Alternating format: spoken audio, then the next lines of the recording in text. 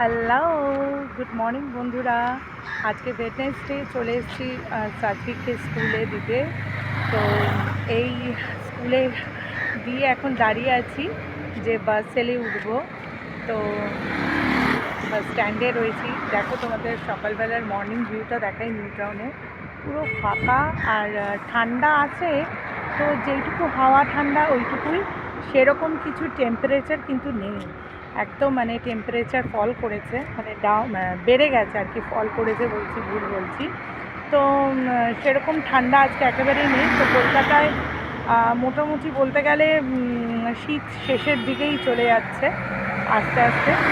তো এখন বাসের অপেক্ষা করছি, বাস এলে উঠে পড়বো, আর তারপর একটু বাজার হাট করবো, তারপর আবার বেরোতে হবে আমাকে।